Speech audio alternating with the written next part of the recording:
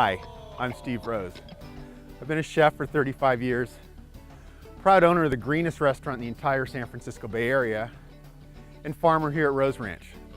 We do things green around here though. What sets me apart is that green is not just a buzzword like a lot of people use. Green is an operative word, and it's really easy to do.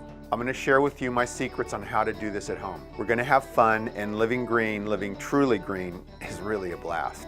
I really believe that people want to learn how to live this way, they just don't know how to go about it, and that's the whole purpose of the show, is to teach people how to do that. And I'm going to show you how to do it. Welcome to the Organic Rose.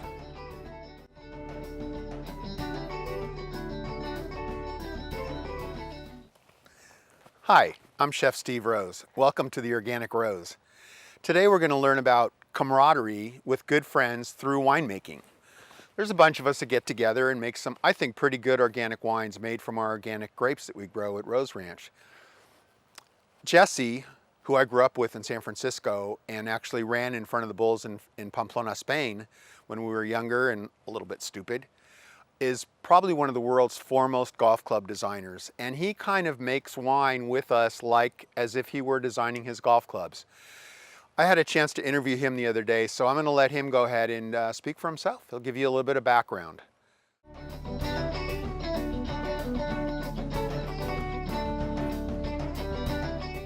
Well, I'm Jesse Ortiz.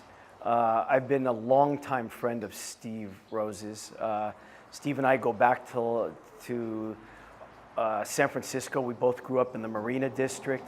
I've known Steve for about, 55 plus years.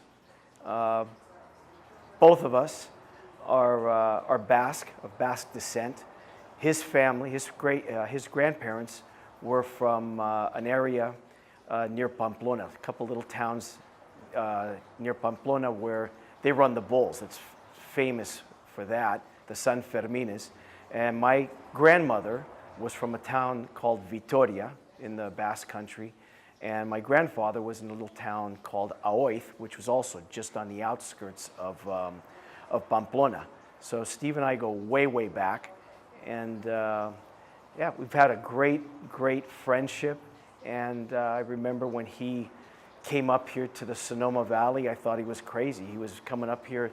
It seemed to me like it was in the middle of nowhere. I ended up staying in San Francisco. We're both one of the rare breed of native San Franciscans. I ended up moving south down the peninsula near the Burlingame, San Mateo area. And Steve moved up here and bought some land, got into the restaurant business, and I'm really proud, very proud of what he's done and what he's accomplished from not only just from food-wise, but he's become a very important organic spokesperson for the Sonoma Valley. So it's really great to see how far my buddy has come. When I'm not making wine, I love making wine with Steve. We've really learned a lot in the last several years that we've been making wine. In my real life, I'm a golf equipment designer. My dad started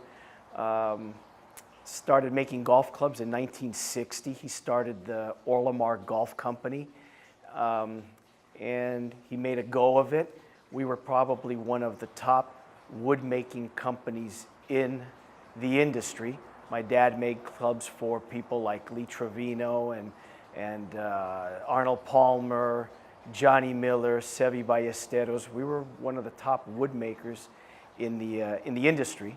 And then in 1998, I talked my dad into making a metal wood, and I designed a metal wood that really changed the industry. We created a club called the Tri-Metal, and it became the #1 played fairway wood on the tour within 100 days of its introduction. So I'm a golf club designer. It's kind of a quirky business, but I've enjoyed it. I always enjoyed that my business was everybody else's hobby. So I wish I had more time to play golf, but I don't. When you're in the golf business, you really end up just working very hard. You never get a chance to play the game. That's why I love getting together with the guys and making wine, because it's a completely different it's a whole different departure from what I do every day in designing and making golf equipment. I come out here, I'm in the beautiful Sonoma Valley, surrounded by vineyards, and during the crush you can just smell the wine, you can smell the grapes all over the valley. You can almost take a bite out of the air and chew it. It's just really invigorating, and I cherish the time that I have with the guys when we get together a few times during the year. You know, we get together when we grab the grapes, we gather them, we crush them. We end up coming together several times before we finally put the juice into the barrels and it ages. So it's been a wonderful, wonderful experience hanging with the guys and making wine. And I am a bona fide wino. Alec is another guy that I've known for many, many years. He used to be in the, what we call the schmata business, is the garment business. And he used to design clothing. I've never seen any of it. He's never given me any, but his family has a background in the distilling business as well. They used to make whiskey, I believe. So Alec is going to tell us a little bit about his background and why he enjoys making wine.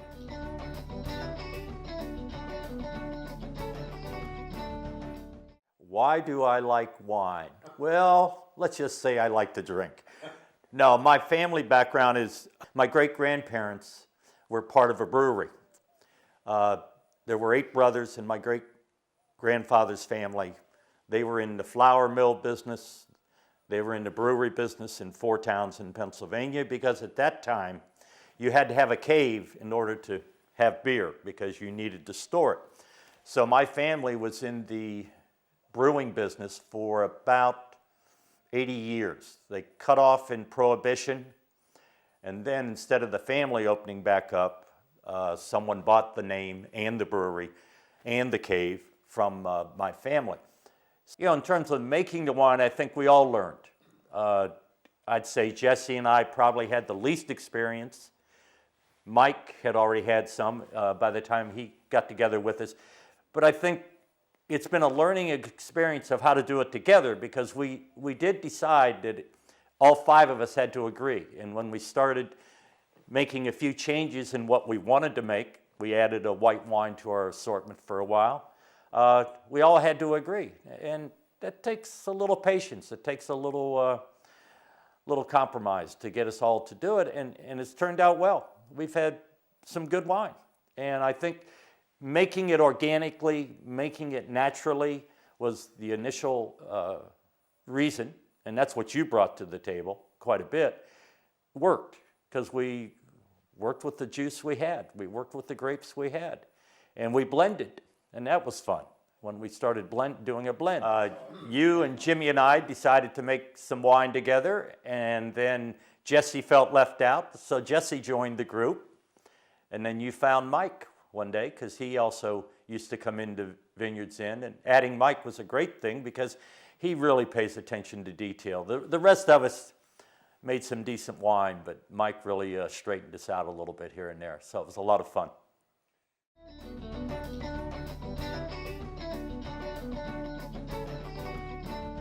So I'm here with Jesse and Alec, and we're talking about fun stuff, like making wine. Jess, why is blending so important to you? You're kind of a fan of it, although I know you're a huge fan of the Primitivo, the single varietal, but tell us a little bit about why you like to blend. And Alec, I know you're in the clothing industry. You never brought me a nice new pair of jeans or anything, but that's okay. You come up here and drink my wine, drink our wine actually, as you would put it. So why do you like the blending process? It's fun. It gets us all together, Steve. It's, you know, we're all kind of used to doing our own businesses, and this is like, you're really creating something. You know, you're creating something. The wine's a living thing. You know, some years we get good grapes. Other years, you know, through, no pun intended, through the grapevine, you find out that, hey, you know, the Syrah isn't going to be this good this year.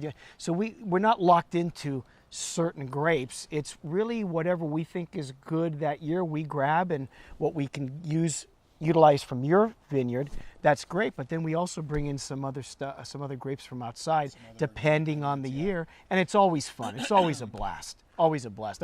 I'm glad we got together. I came in, what, about 4 years ago or 5? You guys had been doing it a couple years before that. Well, the And, last couple of years also we started making a white, and we've Yeah. had a lot of fun with it. Oh, the Sauv Blanc and, the it's- Chardonnay. You know, we That's- don't have all the that's equipment right. to do cold fermentation, but we've done pretty well, and that's been fun because we have to watch that a little more That's carefully. a learning curve. We had a learning curve with the white, you know, the red.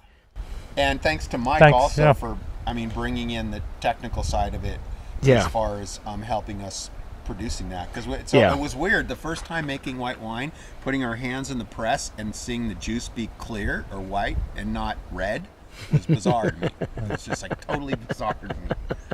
But it turned out pretty decent. It has. Yeah. It's been fun. No, it's been a blast. It's been a blast, and I'm looking forward to many more years of making and drinking. How do you compare making wine to designing golf clubs? Because you're probably one of the world's foremost golf club designers, is what people tell me. I don't know. You believe them? I believe it. You believe it. It's not BS. I believe it. You know, I think what's great is you're starting from scratch. You know, when I'm designing clubs, I have to look at what materials are out there that can help us, create products that perform better.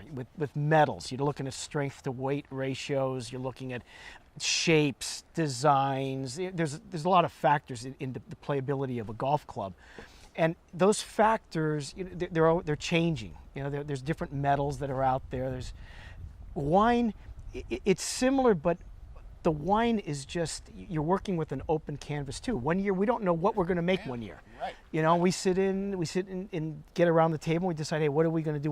What grapes are good this year? This or that. It's just the fact that you're creating something from nothing, and you really don't know how it's going to turn out. When I design a golf club, I mean, sometimes the road that I go down, the product doesn't work, and I have to scrap it. It's the ones that I use because they're not working for me. So with grapes, it's the same thing. You know, we really don't know what we're going to get until we've pressed everything, it's aged, and then we start sampling. And so I think the excitement of creating something from nothing and then being able to enjoy your creation at the end is really what turns me on. It's just fabulous.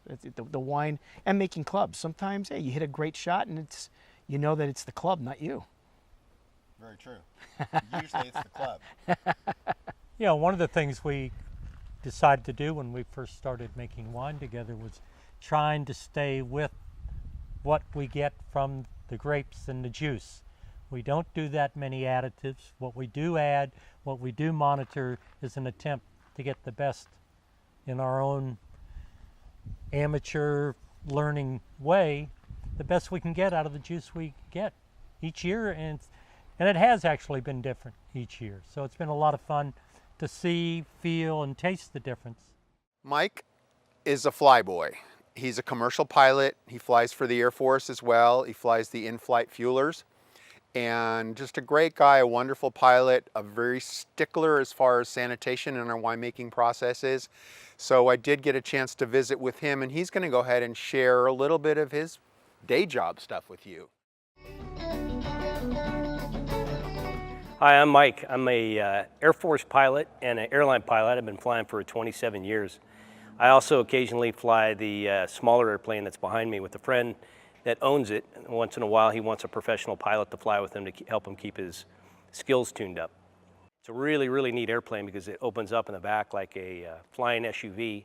You can load it up, put 6 adults in it, and fly 700 miles, and it does 300 miles an hour. So it gets you there pretty fast. It's also in the theme of the organic rose. It's a fairly green airplane. When I fly military transport airplanes and airliners, we're burning a lot of fuel to make the mission work and make it happen. It takes a lot of fuel to keep those airplanes in the air. This airplane, it gets the equivalent of 5 miles to a gallon. And if you think about an SUV that gets 11 to 12 miles per gallon and only goes 60 to 80 miles an hour depending on where you're going, if you're going up and down the coast, this airplane's going point to point at 305 miles an hour actually, getting 5 miles to the gallon. You can put a lot more stuff in it and you get there instead of 5 or 6 hours, you get there in an hour. It's really, really an impressive machine. sips the fuel, which we all really like. I feel like I'm giving back to the environment when I fly this plane versus when I'm flying airplanes with big, big engines on it that really burn the fuel.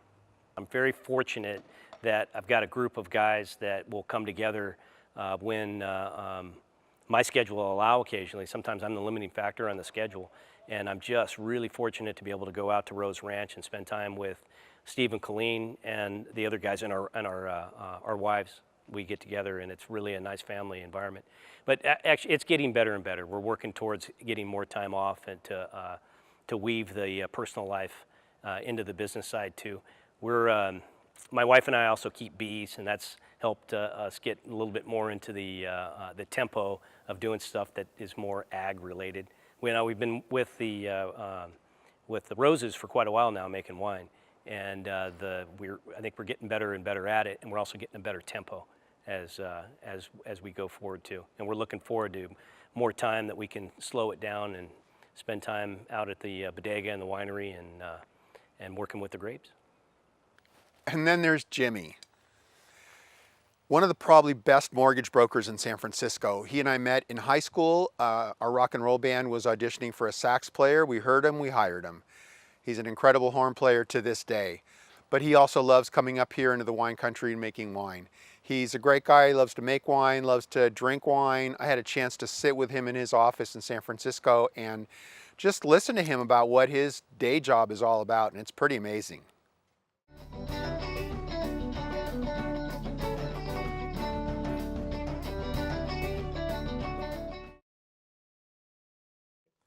My name is Jim Argo, and I fell into this winemaking thing with Steve and Jesse and Alec and Mike in 2009.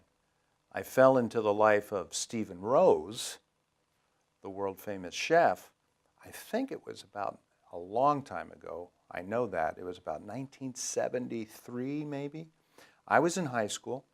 Steve was a big shot. He'd just graduated from high school in San Francisco. All this took place in San Francisco. And I was playing sax in my high school band here in San Francisco. And I was invited to come and audition for a 50s rock and roll band. Back in that day, the 50s revival was going on big time, and there was a good amount of work for 50s bands. Steve was the drummer. We rehearsed in his family's apartment building in the marina, in the garage. I'm sure we drove all the tenants crazy. As a matter of fact, his father did ask me once to bring in a mute for the saxophone, but that's something else. But Steve Rose was the drummer of our 50s band. Jesse Ortiz was in the same band, and that's how I met Steve. For me, what I do when I'm not goofing around in the vineyards or crushing grapes or decanting or doing any of that work, I'm a mortgage loan officer in San Francisco. I do real estate finance, commercial and residential all over the state of California. And I've been doing this for 32 years now. I started this business in 1982. It's a fascinating business. It's tough, very important to my clients, and that makes it meaningful to me to do significant work. That means a lot to my clients. So that's what I do. Each day I talk to people, listen to what it is that's important to them, and try to help them get their financial situation straightened out, whether it's with an apartment building or purchasing their first home. And here we are in the San Francisco Bay Area where someone's first home can be easily $1 million or more. And that's pretty serious money for a first-time buyer. So I get to deal with all kinds of people, all walks of life. Now when I go up to Kenwood and we make wine, it's humor from as soon as we step out of the cars. It's light.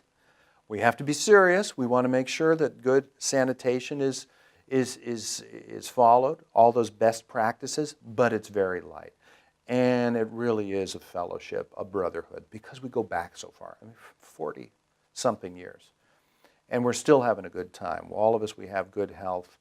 And what could be more basic, really, than being in the country, watching the fruit ripen as the months go by, and making what I think is a very nice product out of it, and getting to do it, the good physical labor. It sounds like a cliche, but getting your hands dirty, working up a sweat with good friends, and producing something that a year or two later, you get to open a bottle of it with people that are close to you or friends, and they're really pleased.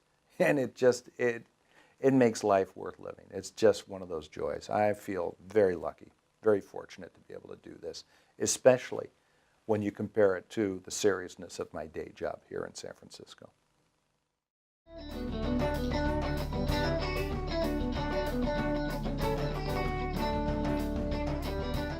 So I'm sitting here with Mike and Jimmy, and we're talking about our winemaking processes.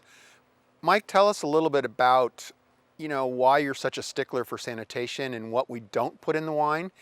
And Jim, kind of touch on a little bit about what you like, what your favorite parts about, why do you come up here from San Francisco to make these incredible wines? Let's go really quickly through the production process and talk about actually crushing the grapes, pressing, racking, kegging, quickly. Well, we do all of that except for the harvesting, right? Right. And we night harvest. Not me. No, but we do night harvest just because once the grapes are removed off the vine, the fermentation starts. So when we night harvest, the fermentation doesn't start as quickly. It's frozen. And Right. part of what freezes it is the sulfites that are on the grapes themselves, the natural sulfites. And by doing it at night, the temperature stays low and it doesn't start, the fermentation process, the metabolic process doesn't occur until you hit the heat. And when the guys go out there and they work their tails off, and I know you say that I don't do it, but you've done it before too. You get out there with the knife and you're cutting the clusters off. It's a lot of hard work. And you get your hands up in there, and at the end of the day, there's a lot of acids in these wines, and your hands are blistering a little bit. Spider bites, acid burns, blisters, cuts, whatever. So we crush, run the grapes through the crusher, destemmer, put them into fermentation vessels. Well, which are macro bins. Right.